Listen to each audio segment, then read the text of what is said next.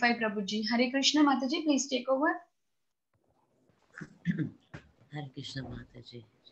Jnanatimirandasya Jnananjanasalakaya Chakshurunamitamina Tasmai Sri Gurave Namaha Namo Vishnupadaya Krishna Prasthaya Bhutale Srimati Vedanta Swami Niti Namane Namaste Saraswati Deve Gauravani Pracharini Nirvisesha Sunyavadi Paschati Deshtati. Hare Krishna, thank you very much for giving me this opportunity to go. Hare Krishna Mataji. Yes. Can you be little louder? Yeah. How's this? Is better? Yeah. Hold on a second. Hare Krishna. Thank you for giving me this opportunity to glorify His grace, Srinivas Jagannath Prabhu. Although I did not know Prabhu personally, it is always for our benefit if we can glorify the Vaishnava devotees of the Lord. So, as I was thinking about Prabhuji and I was thinking about his legacy, what can we remember about Prabhuji? And one thing that came to my mind was something that I read on Facebook that His Grace Shastrakrit Prabhu had posted. He was saying that simply breathing is not a sign of living. It's what we did while breathing that matters. Just to name a few. Every year without fail, you would sponsor books. You helped me with my marriage expenses, our childbirth expenses. You were always there for me like a younger brother and friend whenever I needed something. Your life was glorious and exemplary.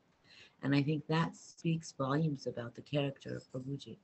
Because even though I did not know him, I got to know him by his glorification. And we also can understand that just as a husband and wife or a team, when we remember one person, remember the other. So in a sense, even Priti Vilasini is a legacy of Prabhuji, because it speaks of his character. We all know Priti Vilasini. We know how much she has done for us and how many wonderful classes that she has given. And Prabhuji, and she is always in the limelight, but Prabhuji is behind the scenes. We don't know anything about him, but that again speaks about his character, that he stayed behind the scenes and in a sense was the power behind her. So with that, thank you very much for this opportunity. All glories to the Vaishnava devotees and all glories to Prabhuji. All glories to Srila Prabhupada. Hare Krishna. Patitanam Pavanebhyo Vaishnavebhyo Namo. Thank you, Panishri Lakshmi Mataji. Thank you so much. Next, I would like to hand over the call to Srinivasanand Prabhuji. Yeah, Hare Krishna. Namo Vishnupadaya Krishna Prasthaya Bhutale Vedanta Swami Niti Namane Namaste Saraswati Gauravani Pracharini Nirvijaya Sunyavadi Paschati. Yeah, Hare Krishna Prabhu and Mataji. Here this is my wonderful opportunity to talk about Srinivas Jagannath Priya Prabhu.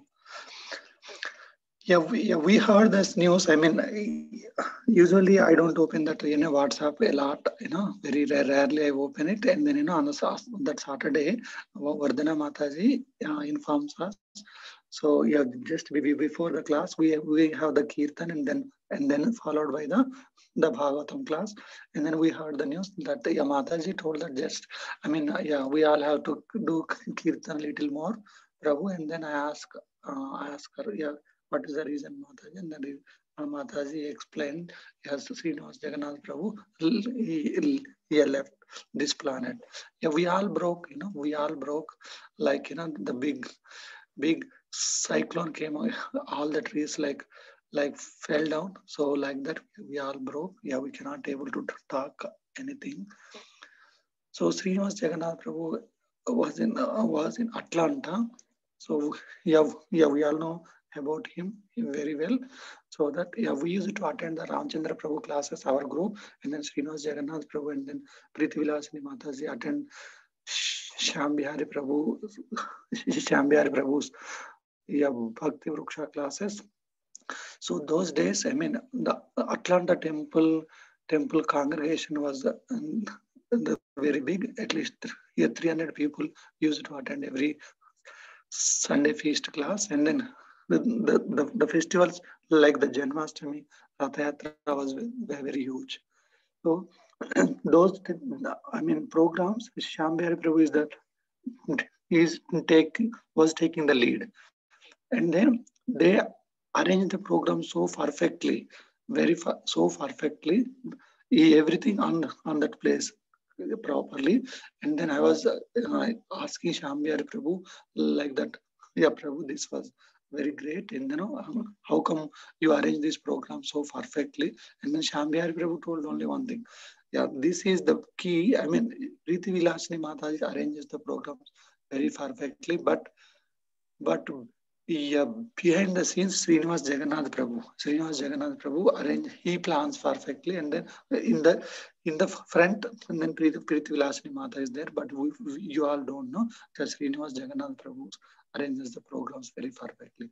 And then one time I went to Srinivas Jagannath Prabhu, and then I told that, yeah, Prabhu, you are so humble, and then you are so humble, and then even though you did these programs like this, but you don't want to come in the forefront. And then Srinivas Jagannath Prabhu told that, yeah, Prabhu, you are the humble, so for that reason, you can see everybody is humble. I am not the person doing all these things like that. He was so humble. Yeah, he was so humble. He don't want to take any anything, anything, any no, every like everybody don't want to know about him. He arranges that thing so properly. So, but and then other day I was talking. Atlanta temple is very far for everybody, and then the weekdays going to the temple is very hard. At least it takes hour and a half, especially in the winter. In the it took a little more time. And then I was sitting next to him, and then I was asking him, and then he told that this is my service to bring Preeti Vilasini Mataji here, Prabhu. Then that's it. So that, yeah, he was so so service oriented. No, he explains the things very perfectly, and then he don't take things on him, so that he wants to glorify others only. He always wants that. No one wants to glorify him like that. He wants to glorify. But yeah, we all don't know what the Krishna's plan is. At very small age only, it took away Srinivas Jagannath Priya Prabhu from us, so that it is a very big loss to all of us. And then it is very big loss to Preeti Mataji. We were thinking on that day onwards how Preeti Vilasini Mataji will come out from this situation. How can she come out? And then my my sincere prayers at lotus feet of Sri Radha Madan Mohan to to to give the strength to Preeti Vilasini Mataji to withstand, to bear this loss. Srinivas Jagannath Prabhu will definitely in the good place, good hands of Krishna only. So, but yeah, we were more worried about the Preeti Vilasini Mataji only. So please, Krishna, please take care of your good daughter. Hare Krishna. Hare Krishna Mataji. I am ending up here. Thank you, Srinivas Anand Prabhu, for coming on the call and glorifying Prabhuji. Thank you so much. Moving on to our next session is Srimad Bhagavatam class. Today we are very fortunate to have His Grace Keshwananda Prabhuji to enlighten us on topic Srimad Bhagavatam, 4th canto, 30th chapter, 18th verse onwards. Hare Krishna, Keshwananda Prabhuji, please accept my humble obeisances. Srila Prabhupada ki jai, Guru Maharaj ki jai. Thank you, Prabhuji, for joining and giving your valuable time and association this morning. Please take over the call, Prabhu. Hare Krishna. Give me a second. Sure, Prabhuji. Yeah, Hare Krishna Prabhuji, is it okay if Praveen Govind Prabhuji reads the verse? Yeah. Please ask him to read. Yeah.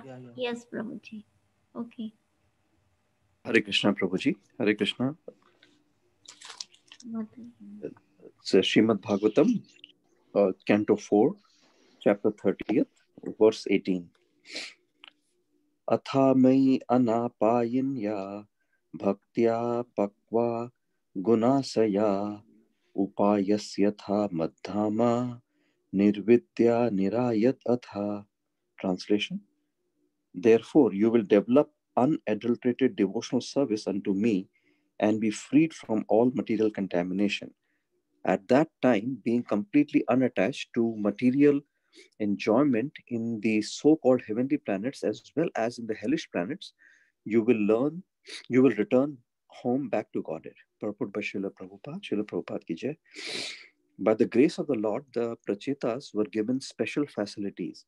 Although they could live millions of years to enjoy material facilities, they still would not be deviated from the transcendental loving service of the Lord.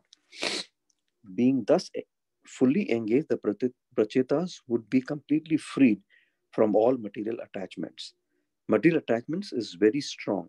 During one lifetime, a materialist engages in acquiring land, money, friends, society, friendship, love, and so on. He also, excuse me, he also wants to enjoy the heavenly planets after the annihilation of the body. If one is engaged in devotional service, however, he becomes unattached to all kinds of material enjoyment and suffering. In the material world, those who are elevated to the higher planetary system are supposed to enjoy all material facilities, whereas those degraded to lower planetary systems are supposed to live in a hellish condition. A devotee, however, is transcendental to both heavenly and hellish conditions. According to Bhagavad Gita 14.26, a devotee's position is described in this way. Mam chayo vyabhacharina bhaktya yogena sevate sa gunan samatityetan brahma bhuyaya kalpate. One who engages in full devotional service, who does not fall down in any circumstance, at once transcends the mode of material nature and thus comes to the level of Brahman. A devotee is always situated on the Brahman platform. He has nothing to do with the material happiness or distress. When one is strongly fixed in devotional service and free from all material attachment, uncontaminated by the material modes of nature, he becomes fit to return home, back to Godhead. Although by special blessing, the Prachetas would enjoy material facilities for millions of years, they would not be attached to them. Thus, at the end of their material enjoyment, they would be promoted to the spiritual world to return to Godhead. The word Pavaka Gunasaya has special significance, for it means that by devotional service, one is able to give up influence of the three modes of material nature. As long as one is influenced by the modes of material nature, he cannot return to Godhead. It is clearly explained that all planets in the material world, beginning from Brahmaloka down to the hellish planets, are unfit places for a devotee. Padam padam yat vipadam na tesham. A place where there is danger at every step is certainly not a comfortable place. The Lord therefore says in Bhagavad Gita 8.16, Abrahma bhuvanaloke punar avartino arjuna mamupetya tu kaunteya punarjanmana vidyate. From the highest planet in the material world down to the lowest, all places of misery wherein repeated birth and death take place. But one who attains to my abode, O son of Kunti, never takes birth again. Thus, there is no profit even if one is promoted to the highest planet in the material universe, Brahmaloka. However, one is somehow or other promoted to the abode of the Lord, he never returns to the material world. Hare Krishna.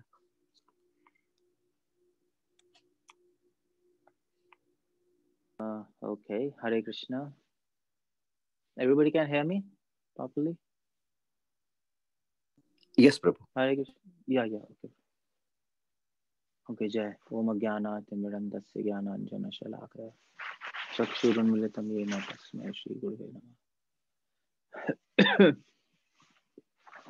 Namah. Namam Vishnu Padaya Krishna Prishthaya Bhutale Srimate Bhakti Vedanta Swaminiti Namane Namaste Saraswate Gaurvani Prachar Nirvishesh Paschatishta. Okay, so we are discussing This verse 4:30-18.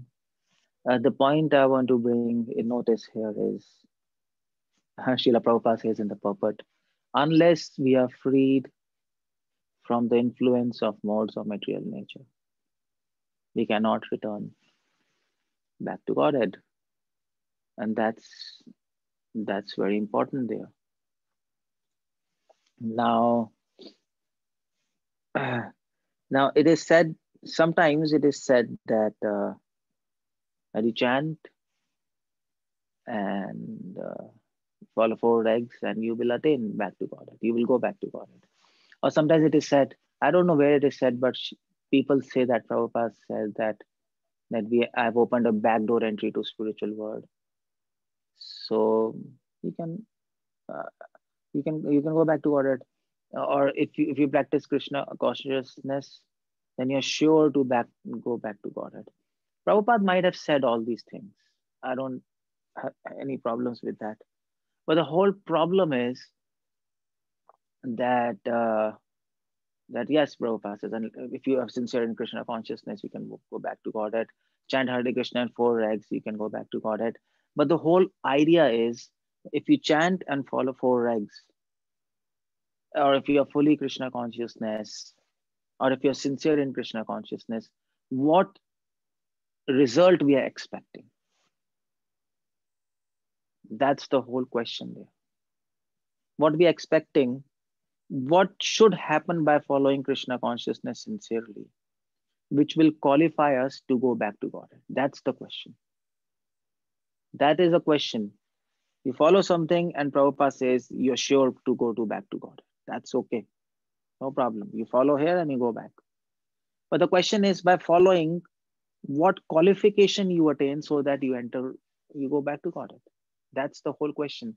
Like, for example, it is said, suppose if I say, you give examinations of probably medical, so medical competition you give. And if you're sincere in studies, you will pass that competition and you will get admission in medical college. Okay, fine, no problem. But the whole idea is, if you're sincere in studying some subject, so if you're sincere in studying medicine, or if you're sincere in studying, then what will happen inside me that I will pass competitions? I will get good knowledge. If I'm sincere, I will get good knowledge. My all doubts will be cleared up. And so that's why when I'll give exam, I'll not make any mistakes. I'll complete paper on time. And then I will pass in examinations. Am I right? Even if you're sincere, and if at the time of competition, at the time of paper, if you can't solve all the questions on time, then you lose the game. So that's the whole point there. That's what Prabhupada is saying. Unless you are freed from modes of material nature, this whole process of Krishna consciousness is making you qualified to go back to Godhead. It's making you qualified. And what's that qualification? That qualification is freeing from modes of material nature. Which is called as Trigunatit. In this verse, that's what Prabhupada is saying. Pakva gunashaya. Pakva means mature. Pakva actually means which is fully cooked. Pakva means cooked. And guna means material modes of nature. When material modes of nature are completely cooked up. That's what Rupa Goswami gives that example in Nectar of Devotion. He says the past karmas will be like chickpeas, which will be burned by the power of devotion. So if you take some seeds, what Rupa Goswami is saying, and if you put it on the ground, it'll sprout. But if the seeds are burnt up, then if you put in the ground, nothing is going to happen. It'll become mud. With mud, it becomes mud. That's what Pakva Guna, that's the word used. If your modes of material nature are fully burnt up, by the power of your devotion. That's what bhaktaya pakva gunashaya. By bhakti, if you burn all those modes of material nature, then you become qualified to go back to Godhead. That's what Prabhupada says, unless you're freed from influence of modes of material nature. It's not that simply if you chant and follow 4 regs, and if you're sincere in Krishna consciousness, you go back to Godhead. That's not the point. That doesn't happen. Everybody who takes coaching for competitions, do they pass competitions? No. All of them are sincere. All of them spend their time. All of them read. All of them read the same courses, same books. But some pass and many do not. What's the problem? What's the difference? The difference is people who have made in competitions, they got their concepts clear. They got all their doubts solved. And that's why they were not confused in competition and they passed. Similarly here, the process of Krishna consciousness, there is something called as process of Krishna consciousness. And then there is something called as goal of Krishna consciousness. And the process makes you qualified to attain that goal. That qualification is a different thing. That has to be understood very properly. And what's the qualification? Qualification is this, Pakva Gunashaya. That's what Prabhupada is saying. So it doesn't happen automatically. There is a science what is happening. So if you don't, now you might say, well,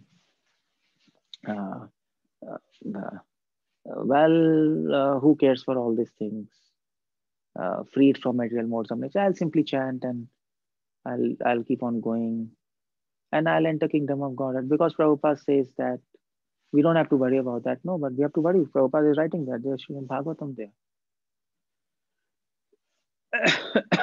And it's common sense also, actually. Actually, you see the point. Sometimes, you know what? Chaitanya Charitamrita, it is said, pratyaksham kim pramanam. If you see something, then you don't need any pramana. All right? For everything, you don't need scriptural praman. Although Shabda is higher than Pratyaksha, Anuman Shabda, we know that. No? Three modes of knowledge. By seeing or by sensual perception, you get knowledge. Higher than that is Anuman, by logic you can get knowledge. Highest is Shabda, by scriptures you can get knowledge. But if you can see something, Pratyaksham, then you don't need any Shabda Praman. Like for example, if suppose one of you becomes hungry, then do you need to consult Bhagavad Gita or Bhagavatam, then you are becoming hungry? Because you need Praman, Shabda Praman. Shabda Praman is higher than Pratyaksh Praman, isn't it? We all learned like basics of Krishna consciousness. But that's not always the case. That's not always the case. If anything, if you can perceive it concretely, then you don't need any evidence for that Shabda Praman. Just like this material word, okay, let's talk about this material word. Does this word exist or not? Okay. Do you, this is a question. So do we need a scriptural pramana, scriptural evidence to prove that this material word exists or not? Do we need that? Well, Mayavadis and Shankara might say, yes, we need to prove that this exists. Because according to them, nothing exists. Like everything is illusion. But for Vaishnavas, we say we don't need pramana because we can see this, we can feel this. These objects occupy a space and time. Anything which occupies space and time, that is reality. Einstein, remember Einstein? Space and time. Anything you can touch and it occupies space and time, that is reality. Illusion doesn't occupy space and time. If you see something illusory, then you can not touch it and you can pass your hand through it and it will not occupy a space.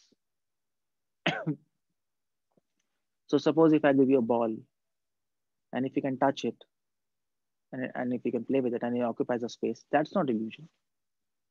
And if I give you a ball and you can't catch it in your hand, you say, my God, what's happening? I'm seeing the ball, but I cannot catch it. I cannot touch it. That is illusion. So that's pratyaksh. Pratyaksham kim pramanam. What you can see and experience by your senses. And not just that, and it occupies space and time. That is reality. So you see the point there. So sometimes what the point I'm making is pratyaksham kim pramanam. You don't need praman for everything, isn't it? You don't ask praman for everything. You feel hunger, you don't ask praman. It is there. You can feel, that's all, and you eat food. Simple. You feel sleepy, you go and sleep. You don't see a shloka that whether I should sleep or not. Well, you're feeling sleepy and you should sleep. In the night, of course, not in time of Mangalarti. So you see that's the idea. Pakva guna ashaya. That's the whole idea is to understand the point that unless we are freed from modes of material nature, we cannot go back to Godhead. You don't need scriptures. You need common sense. And that's also told in scriptures. If anyone who reads scriptures without common sense or without vivek, if without having vivek you read scriptures, then you are just like a blind man trying to see through spectacles. That's a person.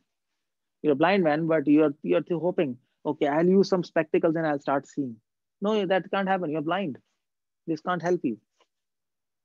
So scriptures cannot help a person to see. They are like spectacles if you're blind. So you need common sense. That's all. So to understand that you should be free from material modes of nature, and then you will enter back to Godhead, it's simple common sense. That's all.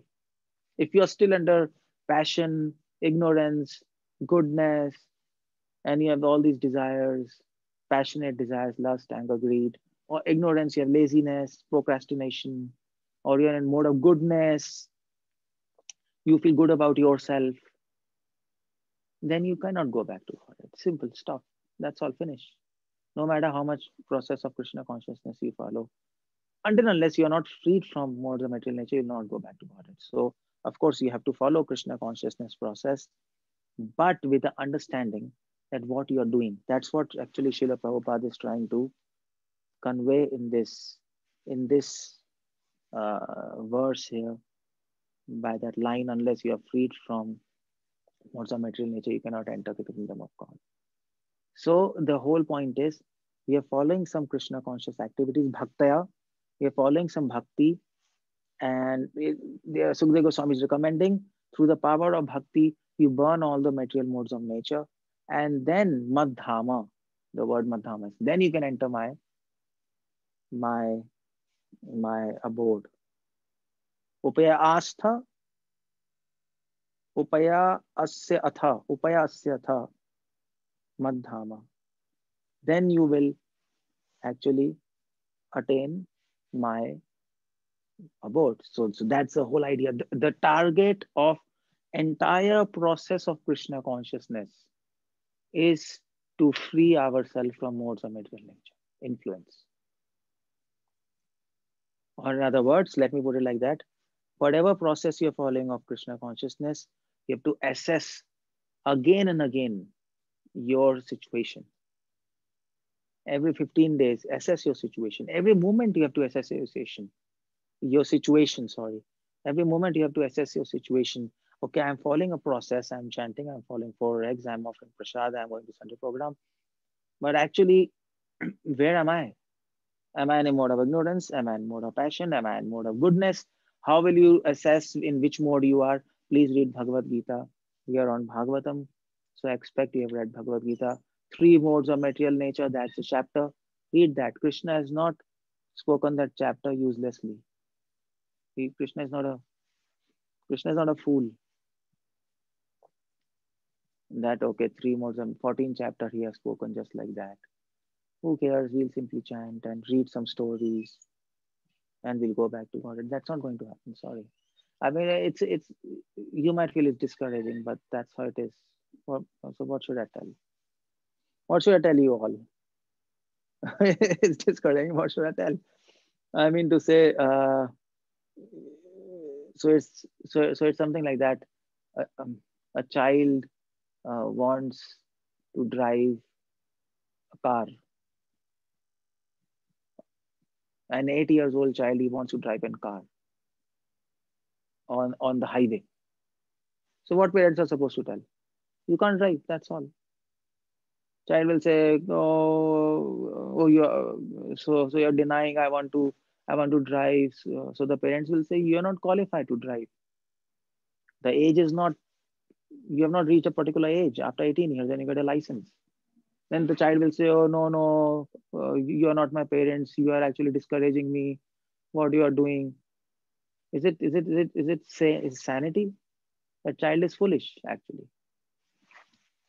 So similarly, Bhagavatam is saying something we have to understand, and we can't really blindfold ourselves and say everything is okay and everything is not okay. That's the whole point. Everything is not okay. Everything's okay and everything is not okay. That's the whole point there. Okay in the sense we are on the right path, but not okay because we have to assess where we are. And if you don't assess, I mean to say, you see this bhaktya pakva gunashaya madhama. If you remove this word, okay, fine. So in this verse, if you say, by the power of bhakti, you will attain madham. You remove this word, pakva gunashaya. Then you will never know whether you're advancing or whether you're not advancing, whether you're becoming qualified to enter that word or not. You see, okay, I'll give you another example. You see, suppose I have to come to America. So I need a passport, am I right? I need a passport. But the passport is issued by my country and I have that. But if I have to come to America, I need a visa of America, which is not issued by India, but which is issued by America. That they will issue the visa. And the whole idea is they will issue visa to those persons whose entrance into America is beneficial to them. They are seeing their benefit. They are not seeing your benefit coming to their country. They are seeing their benefit of you coming to their country. They're not fools, am I right? So they will issue visa if they feel that this person's coming to my country is benefit for my country. So if you're going for tourism, then they will feel, okay, good. So our country will generate foreign currency, and that's good. Or our country might have export-import ties. If people come see our country, they get influenced, then they will import things from our country. You see, there are so many factors there. So that's the point. We have passports, but where is the visa? That's my whole point. Passport is Krishna conscious process. We have it. Prabhupada has given us the passport. No problem. You chant 16 rounds, you follow 4 regs, you read Bhagavatam daily, you offer prasad, you go for Sunday program, go for book distribution, you preach, you have your congregation programs. Good. This is the passport. This is the process. But what about visa? You have to get the visa. If you have to go to America, am I right? Simply having the passport, you cannot enter America. You need a visa, and visa will be issued by them. So what's a visa? Visa is not being influenced by modes of material nature. If you're not influenced by modes of material nature, then they from Golok will issue a visa. And then you can go back. Simply passport doesn't suffice. So that's very important, Pakva Gunashaya. Now another point which I want to make here is, so I told that through devotion, Bhaktya Pakva Gunashaya. Pakva means burn. You burn the effects of modes of material nature upon you, so that no longer it is effective. The effect of modes of material nature becomes ineffective through devotion. But then how do you do that? That's another question. What is there in devotion that it burns the modes of material nature? And here comes Chaitanya Mahaprabhu. and his philosophy of what he clearly says in Shikshashtakam. He says in Shikshashtakam, Yugaitam nimishe na chakshusha pravashaitam Shunyaitam jagat sarvam govinda virahena. Shunyaitam jagat sarvam. Shunya means zero. The influence of modes of material nature becomes zero. Shunyaitam jagat sarvam. Jagat means modes of material nature. This whole material world is made of modes of material nature. There is nothing besides this. That is what Sankhya philosophy teaches us. That is what 14th chapter Krishna says. Everything is made of one of the either of the three modes of material nature. Either goodness, passion, or ignorance, or the combination. That's all. That's it. A wise person sees everything is made of modes. Nanyaditi Pashyatam, what's that verse from Bhagavad Gita? He doesn't see anything playing in background. In the background, the modes are playing. And then we are seeing so many things. So, like for example, these objects, these Matabataram Nanyat Kinchidasti Dhananjaya. Oh, no, that's not the verse. So, so these objects, these dead objects are product of mode of ignorance. Our senses are product of mode of passion. Our mind is product of mode of goodness.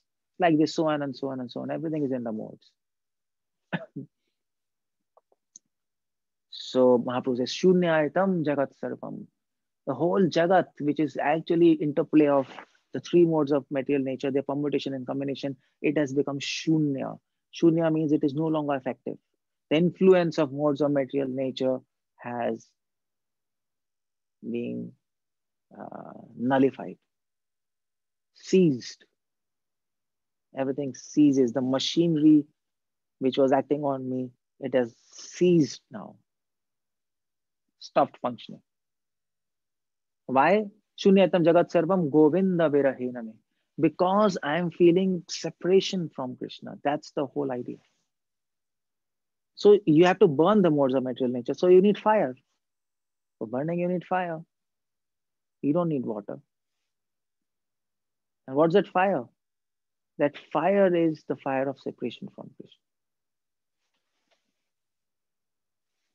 You see, I'm talking too much, but I don't have any realizations, but still I'm talking. That's again mystery. But nevertheless, at least, so even if you have not reached your destination, at least you have a map how to reach. That's also a big achievement. If you have a map, then sooner or later you'll reach. But if you even don't have a map, then you're lost. You're lost forever. Krishna says, if you don't listen to me, you'll be lost forever.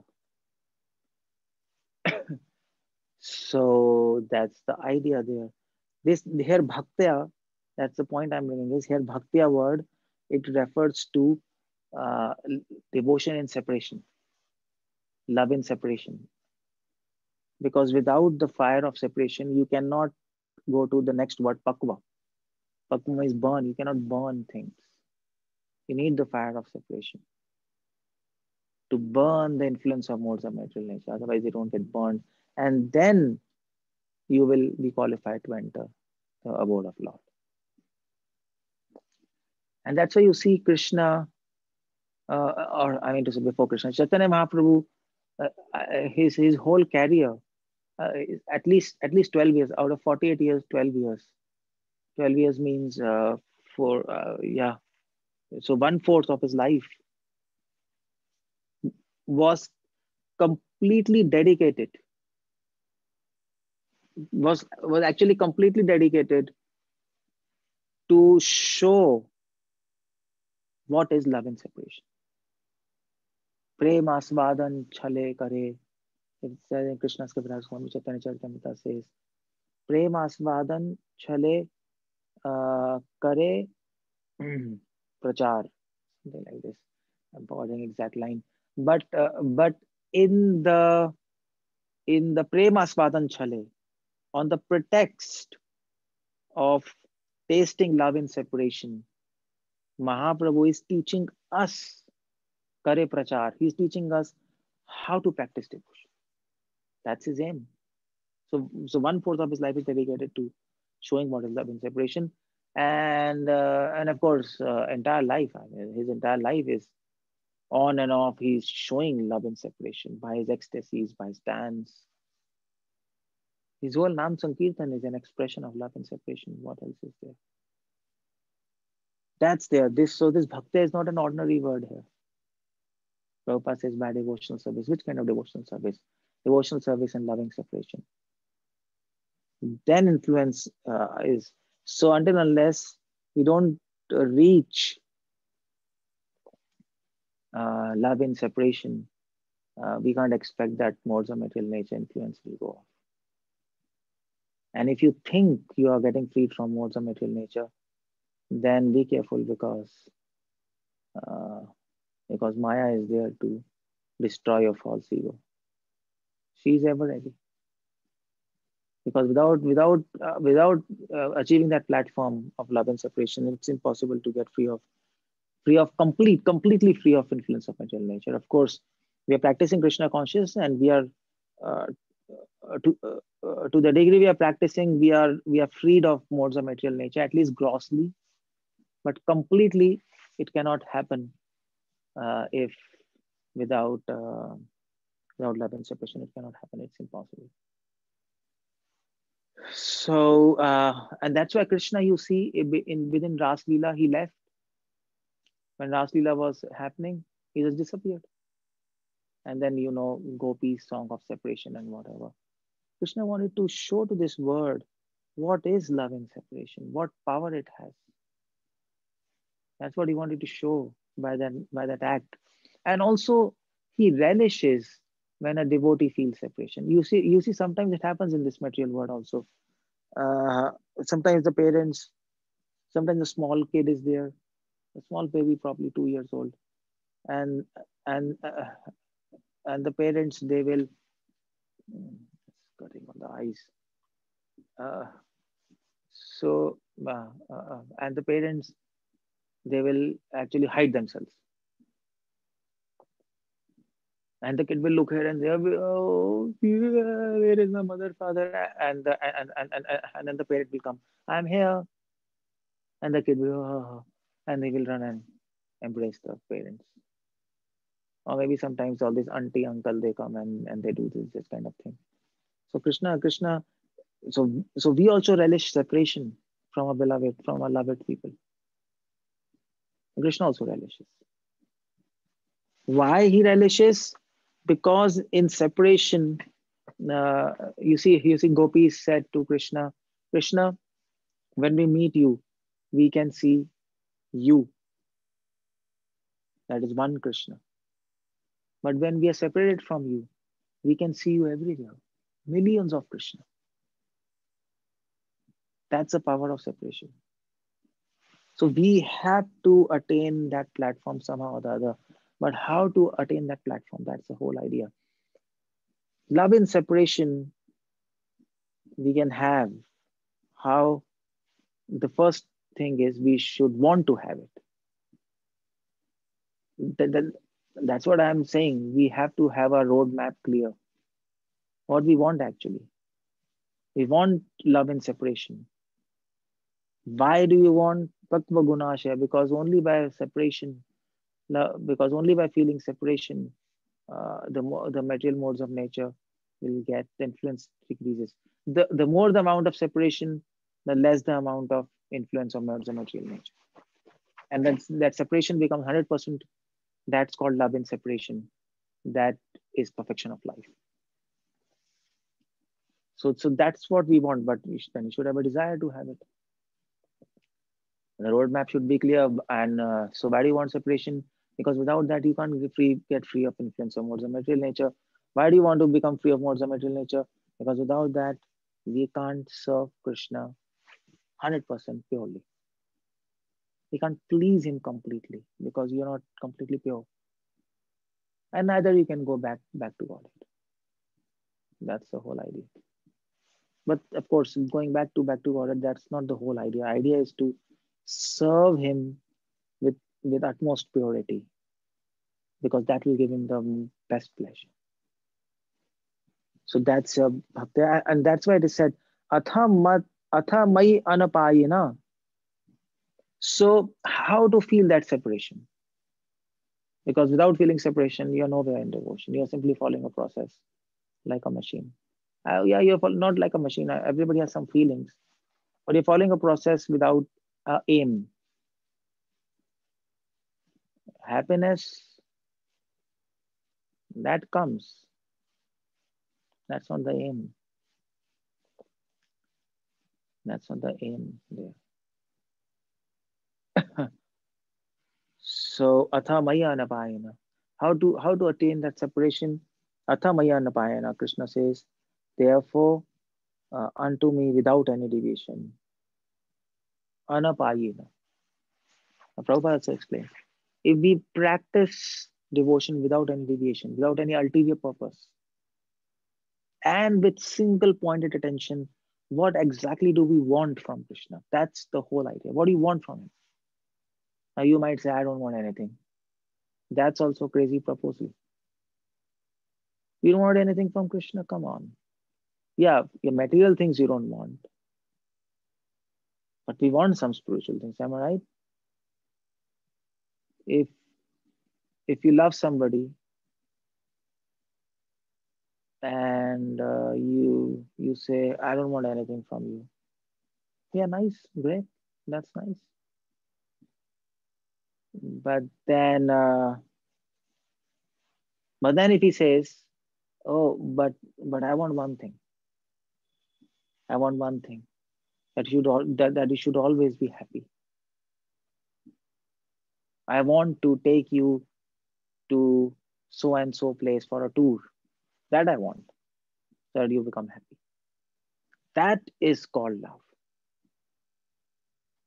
That is called love. So we want things for the pleasure of God, not for our own pleasure. That's the whole idea. And that's the whole point. What do you want by following this Krishna conscious process?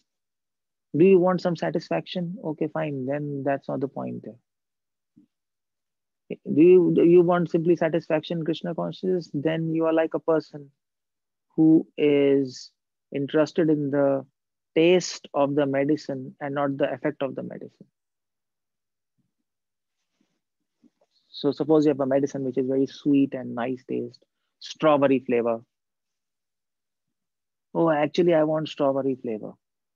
And that's why I'm eating the medicine. They are crazy.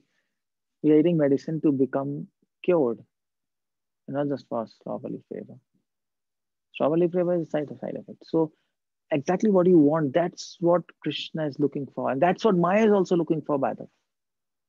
There's just one question which Maya is going to ask you. And there's just one question which Krishna is going to ask. It is said life is a preparation, death is examination. So what examination will you get? What's the question paper there? Yeah, so I can tell you what the question paper. I can leak it for you. That I can do. What's the question paper? Question paper is, there's just one question there. And the question is, what do you want? That's the question in your hearts of hearts. What exactly you're searching for? What exactly you're looking for? And that we all know what we're looking for. Sometimes it gets manifested. Sometimes it remains hidden in our heart. And externally, we are practicing Krishna consciousness. And we are showing Krishna consciousness. But inside our heart, we know what exactly we want. And that's the whole idea. What do you want? We want to become attached to Krishna. We want to feel separation from him. That's our target. Why? So that in the fire of separation, the influence of all material modes get dissolved and burnt up actually. And when all the influence of modes of material nature will get burned up, then what happens? So why do you want to burn all the influence of material nature of 4 modes? Because because we know only in that condition we can serve Krishna 24 hours or 25 hours with full attention, full determination, and complete love. And we can make him happy from all respects. So a map is clear, our target is clear. That's all. That's what he's saying. Atha maya napayana bhaktya pakmu nashya upayas astha madhama nirvidya niryadataha. Nirvidya, yeah. When all the influence of modes of material nature get destroyed, then nirvidya, then you become detached. Nirved means detached. In Sanskrit, nirved means detached. Ved means to know, nirved means to not know. We are not interested to know. That means detached. Nirvidya. Nirayad atha. Nirvidya. Nirayad. Nirayad means hell, actually. Nirayad means hell. So Krishna says you will be released from this hell. Now this material word is Prabhupada translates as material existence. Prabhupada translates it as material existence. See this, very nice. Prabhupada doesn't translate Niryad as material word. He has material existence. Material existence is like a hell. Another meaning of Niryad is hell. That's a hellish existence. Because in material existence, you're completely bombarded by modes of material nature, desires one after another, and absolutely absurd desires, which we even don't want. And then we are frustrated by that. And the more knowledgeable you are, the more frustrated you are. Because you have knowledge, but still you have desires. You can't get free of your desires by using that knowledge. That's more frustrating, am I right? So, Niryat, Mahaprabhu said to Sanatana Goswami, Krishna extracted you from the hellish stool life of material existence. That is what will happen. When all the material, okay, fine. Now you might ask me one question.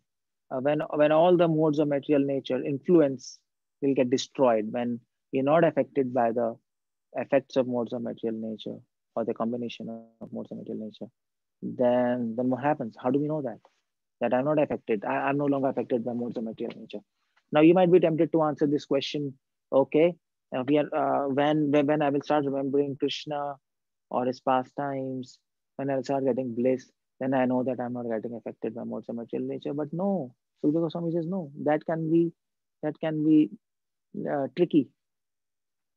That can be from mental platform. This is the sign of becoming free of material modes of material nature. Nirvidya niryadatha. You will become detached from the hellish existence of hellish material existence. You will become detached from everything. You will become even detached from your existence, in which you foresee yourself as doing sense gratification. That will produce detachment or frustration. Just like just like Yamunacharya, he says, when I think of sex, I spit on it. That's the kind of detachment we will have. All this, when I think of sex, I spit on it. The sexual life is a hellish life. Illicit sex, that's a hellish life. I mean, just being interested in sex, that's animalistic life. So that is called material existence, by the way. Nirvidya, we become detached. Well, sexual life is necessary for procreation, and that's okay, Krishna says. I am kama within dharma, but that's the aim of life. That's what you are interested in. Kimanyat kama hitukam. That's hellish existence. And people lose taste in that. But that's very gross. We will lose taste in material existence. Material existence means an existence. Material existence means a way of living where the center is selfishness. A way of life where you are the center. That is material existence. where everything is geared or directed towards you. Even devotion. If you're doing devotion, I'll do devotion because I will become happy. That's material existence. That's not spiritual existence. It's a spiritual process. You're following a spiritual process, but you have a material existence. That's the whole idea. You know what? I like to put it in very simple words. Uh, animal is Animals are those who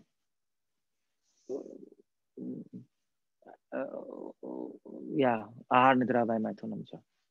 Eating, mating, sleeping, depending. Those are animals. Am I right? They are just these kind of desires. And devotees are those who are not interested in ahar nidra vai maithun.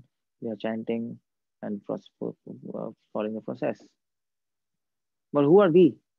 We are devotees. We are actually animals following devotion. That's what we are. Externally, we are devotees. Some process we are following, but internally, we are animals. Animals practicing devotion. That's what we are. Because inside our heart, we still have a desire for eating, sex, defense. That's a big thing. To defend yourself, that desire is there. If somebody blames you, you will try to defend by actually nullifying that blame. Or if somebody blames you, you will get disturbed. That's animalistic reflex. That's animalistic propensity. We all are there from inside.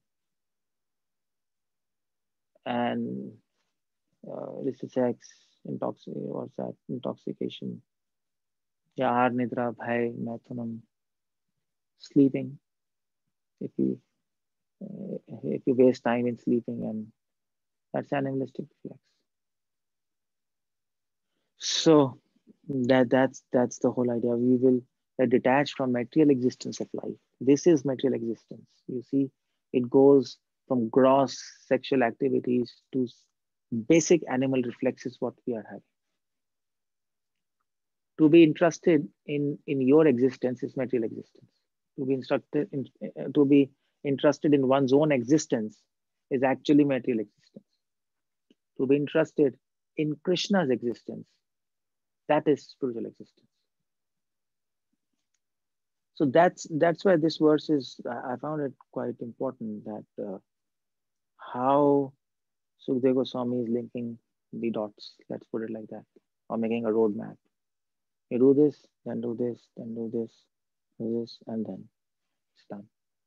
And when it's done, then what do you expect is the result. These are the symptoms. So yeah, I think. Yeah, I think I'll just end up here. I think it's pretty much clear. But now you have to wrap up. You have to wrap it up all in your brain and then fix your target and practice. And actually, you know what? Don't worry if you're not able to make it, because you can't make it in one day. That's also sure. It takes many years of practice. And you tell me, so you name one person in this entire world or entire history who has learned how to ride a bicycle without falling down. Without falling down, he has learned bicycle. There's nobody. If by the fear of falling down, you don't ride a bicycle, then you will never learn how to ride a bicycle. Or if from the fear of drowning, you don't jump in water, then you will never learn swimming. And while you are learning swimming in the water, many times you will drown, and then you will again start. So no problem, just keep on trying. But try Vyavsayatmika Buddhi. Fix a goal. You should know your roadmap. What do you want? And why do you want that? These two questions are very important. What do you want and why do you want? And then things will take shape. That's the whole idea. Hare Krishna, Srila Prabhupada ki jai. Any questions? Anything you want to ask? All right, then.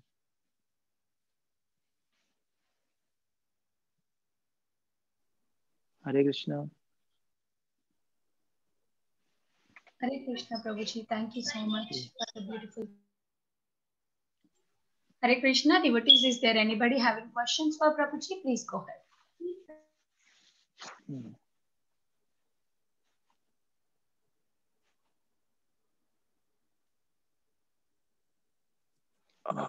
Hare Krishna.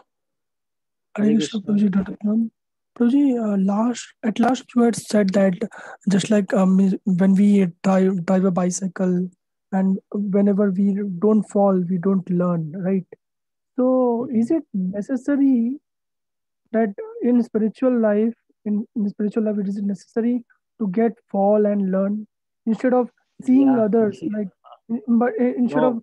instead of that, when we see the devotees getting attached to the Maya, so is it not when we see, then when we observe the certain devotees and we learn? So can you just Oh elaborate well. this? You know In what Yeah, yeah. Prabhupada says. Prabhupada says, if you see and learn, then that's first class intelligence. And if you do that and learn, that's actually second class. And if you do and still you don't learn, that's third class. So who are we? We are all Shudras, Kalau Shudra Sambhava. We are fourth class intelligence. So we don't learn by seeing. So we must fall down and learn.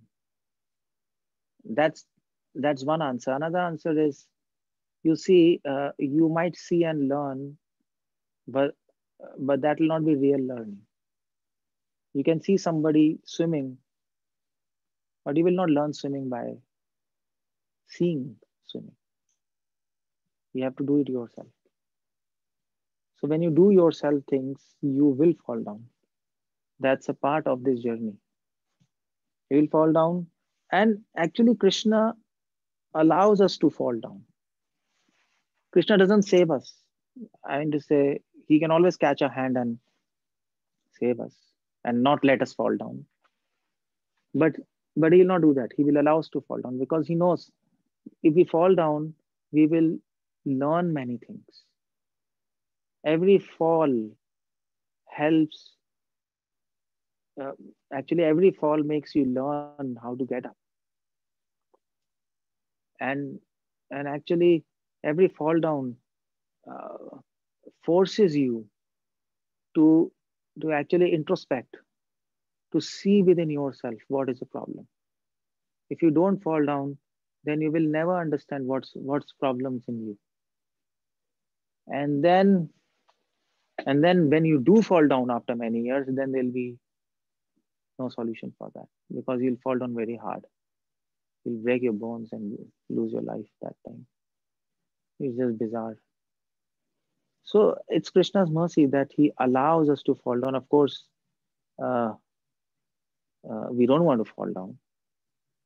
But nevertheless, when we fall down, we should not become depressed because Krishna says to Uddhav, uh, don't become depressed. Feel guilty. Feel guilty because we are doing something nonsense. That's why we are falling down. But that's the whole point. Krishna wants to make us realize there's some nonsense you are doing. That's why you're falling down. So correct it. He's making us see what problem we are doing. And then we correct it and then we go forward. So that's the fall down is is is one of the scheme in the process of Krishna consciousness. It helps us. Of course, we don't want to fall down because it helps us. That's also a crazy idea. But if we do fall down, it will help us in a sense that if we see what Krishna wants to teach us, he's trying to give us a message that see, still you're not mature. Just see within yourself there is some problem and correct it. You're not looking hard within yourself. You're not trying to correct yourself. And when this happens, then Krishna makes us fall down. Okay. So that we, oh my God, something happened. What's the problem? And then we go. So that's a part of the game. You can't avoid it. That's how it goes.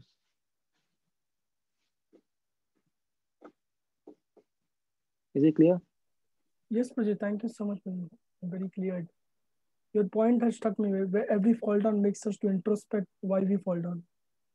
Hmm. Yeah, thank you so much, Prabhuji. Very Okay, amazing. Hare Krishna. Hare Krishna.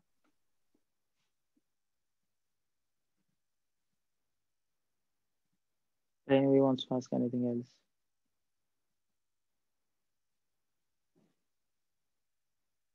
Everybody is silent. Hare Krishna. Is there anybody? Hare Krishna. Is there anybody having any more questions? Please go ahead. Hare Krishna, Prabhuji, Dandavat Pranam. Praveen Prabhu, Hare Krishna. So, Prabhuji, I Yeah. had heard in some of the lecture, a senior devotee had said that Prabhupada mentioned that Rupa Goswami escaped the material world. So, Yeah, for Prabhupada mentioned that. Yeah. so if Rupa Goswami escaped, then what is our position, Prabhu? Yeah, that's what I'm telling. Our position is that we think we are greater than Rupa Goswami. That's our position. That's why we are illusion, and we are simply leading our life, and we are thinking someday when something will happen, then we will attain something, and then someone will come and do something to us, and we'll get saved. That's what our position is. You see the point. You see, in the grand scheme, our position is hopeless. Really, if you really think about it, Raghunath Das Goswami, in his books Tabavli, he actually quotes a very nice verse. Bhakti Siddhanta Saraswati Thakur used to like this verse a lot. I think Srila Prabhupada is also quoting in his Chaitanya Charitamrita. You can look on the folio, Google maybe later. So he says Asha Bharai Amrita Sindhumai Kathanchit. He says Asha Bharai, I'm feeling hopeless, Krishna. Without you, I'm feeling hopeless, actually. But still, I'm full of hope. One hope I am having, Asha Bharai, one hope. Otherwise, it's all hopeless. Bakarina api, he says in the last line, without Krishna, without Bakari. So he names Krishna as Bakari. Bakari means so he's a killer of Bakasur. So he says he says without Radha. Actually, this verse is for Radharani. He says without you, Radharani, what will I do with Bakari? So Raghunath Swami doesn't say what will I do without Krishna. Without you, Radha, what will I do with Bakari? So he, without Radharani, he doesn't want to even name Krishna as Krishna. Because without Radha, Krishna is not Krishna. For him, he's no longer appealing. That's the whole idea. His Krishna name and his Krishna form is no longer appealing to Raghunath Das Goswami without Radha. So he's saying, for me, without Radha, Krishna, you appear to be as killer of Bakasur and no longer sweet. You appear to me as God without Radha. Now what do you think about this? This is sentiment of Raghunath Das Goswami, Prayojanacharya. Without Radha, you appear to me as God. And this is hopeless. This is a hopeless condition. This is what is hell for me. Now, Prabhupada says material existence. This is material existence for me. So I find everything hopeless. Without you, Vrindavan is looking like a desert. Govardhan is looking like a snake's mouth ready to devour me. Sunlight is appearing as freezing cold, and moonlight is appearing as scorching heat, which will burn me to ashes. So he's feeling hopeless. Hopelessness from all sectors. Shunya etam jagat saram. What's that shunya? Shunya is hopelessness. I'm feeling hopeless. I'm feeling shunya. I'm feeling that there is no that there is nobody to take care of me, no expectations, no rewards, everything is zero. That means hopelessness. Sunyatam Jagat that's what Mahaprabhu says, the same thing. But he says there is one hope, Asha Bharai. One hope is there, that someday you will accept me as your servant. He says to Radharani, you will accept me as your servant. That's the hope. We are completely, so you see the point. It's a dynamic mixture of hopelessness and hope. That is devotion. Devotion is not just about hope, or devotion is not just about hopelessness. It is a mixture of hope and hopelessness. And that's what creates astonishment and chamatkar. And that's what Krishna's Kaviraj Goswami says. Siddhant bolya na kare alas, tabe to pabe chitte chamatkar. What's that? No, tabe to sudrita manas. Shri Chaitanya Mahaprabhu Siddhant Koriya by Vichar, tabe to hirde ho pe chamatkar, something like that. So that's when you meditate what Mahaprabhu is trying to give us, or Raghunatha Swami is trying to give us, then your heart will be chamatkar, means astonishment, because there's a mixture of hopelessness and hope. And that's what is Krishna consciousness. Krishna consciousness is not about, oh, we'll chant and be happy and everything is nice and we'll have parties. That's okay. But what about the negative side? I mean to say, even if you read science, when the material world was created, there was matter and antimatter. That means symmetry. There's always a symmetry. So there's positive and negative. And then an atom is made. There's not just positive, not just negative. There's positive, negative. So yes, there's a positive hope and there's negative hopelessness. And that is very conducive for Krishna consciousness. So that's the art of Krishna consciousness. Because if Rupa Goswami, Prabhupada says, Rupa Goswami escaped from this material world, what's the hope for us? Of course, we know it's hopeless. Yeah, we actually acknowledge this fact. We don't fear this fact. I mean to say, yeah, of course, we have a fear that it's hopeless, but we don't just make our eyes blind to this fact. Oh, actually, I don't want to think everything is hopeless. My God, I get depressed and, oh my God, I don't want to hear about this. No, that's not the point. It's a reality. We accept it. Okay, we accept it with full open arms. Yes, it's hopeless. We know. But at the same time, there's a hope that one day Krishna will accept us as his servant. Because why? Not because I am great or my sadhana is great or I'm chanting 16 rounds, following 4 principles. I am pakka, strong person, strong sadhana. It's not because of that or I'm knowledgeable, but because Krishna is merciful. He likes to deliver fallen people. He's Patit Pavan. And I'm fallen, I'm hopeless. So who better candidate is more than me? You see the point? So hopelessness will become your qualification to be accepted by Krishna. That is Mahaprabhu's trick. You see the point? Krishna Varnam Tisa Krishnam Sangho Pangastra Parshadam. Oh, sorry, what's that? Yagya Sankirtini Praya Janti Sumedasa. That is perfect intelligence. Hopelessness, which is depressing for people, and hopelessness, which is actually, which will actually completely put you in guilt and not allow you to advance in devotion. For devotees, they know this art. They actually make use of this hopelessness to advance. They actually make hopelessness, which is actually disqualification in this material world. It becomes qualification in the spiritual world, provided you know how to do it. So you become qualified. The more hopeless you feel, the more qualified you are to be delivered by Krishna, because he's Patit Pavan.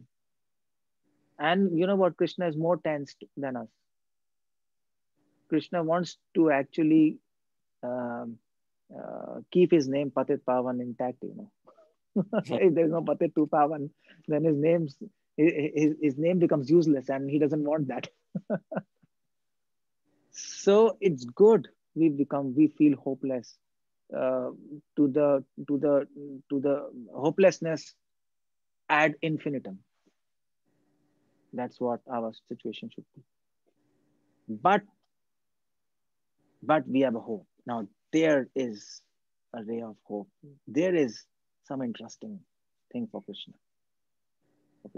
Yeah, because there's a hope that Krishna is Patit Pavan, he will deliver me. And then we become perfectly qualified to be delivered by the Lord. So that's a trick. So you see, the process of Krishna consciousness is not a brute force. So by the way, I think you know what's brute force, isn't it? Yes, Prabhu. Yeah, brute force. So brute force, yeah. So Krishna consciousness is not a brute force that actually will follow something and it will enter spiritual world. That's not going to happen like that. Krishna consciousness is a trick, is an art. It's an art to practice Krishna consciousness. It's actually a trick. Actually, it's a trick. And I mean to say, entire Bhagavad Gita is actually giving us a trick there, so that we can apply this trick, and actually we can engage everything in service of Krishna consciousness. How to do that and make our life perfect? Otherwise, for us, it's impossible to enter spiritual world. So you see, it's such a beautiful process.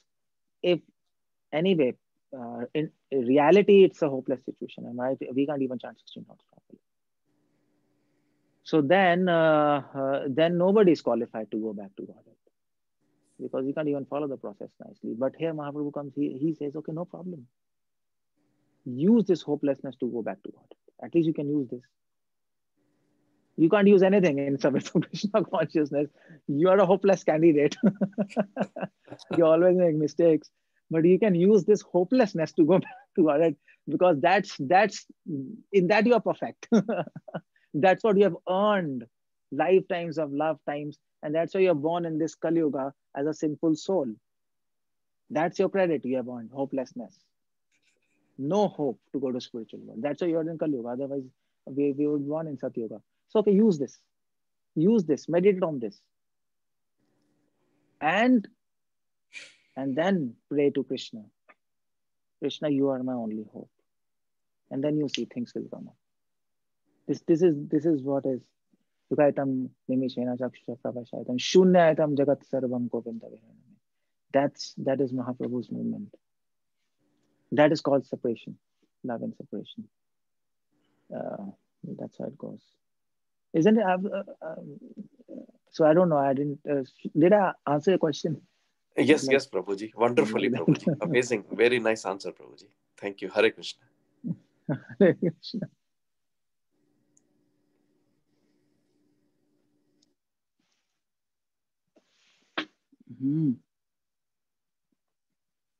So anybody else wants to ask any questions, or we'll just hang up here? That's it. Hare Krishna. Is there anybody having any questions for Prabhuji? Prabhuji, your class is very nice, Prabhuji. What's she saying? I can't hear. She's saying that your class is nice, Prabhuji. Thank you, she's saying. Okay, thank you very much. At least she can understand. That's quite interesting. Adults cannot understand, but she can understand. That's great. Sometimes children can understand more than adults. Sometimes it happens like that. Yeah. Because adults are occupied in their money, in their family, in their careers. And their children are free, and sometimes they're much better than adults. Anyway. Okay. Okay, so there's no question. We'll end up here then. Yeah. Thank you, Prabhuji, for a wonderful class. I would like to offer my obeisances to you and all the assembled Vaishnavas. Vaishnavebhyo namo namah. Hare Krishna. Srila Prabhupada ki jai. His grace. Jai. Ananda Prabhuji ki jai. Jai. Thank you, Prabhuji. Dandat Pranam. Hare Krishna. Thank you, Prabhuji. Dandat. Thank you, Prabhuji. Hare Krishna. Thank you, Prabhu. Dandat Pranam. Hare Krishna. Hare Krishna. Thank you, Prabhuji.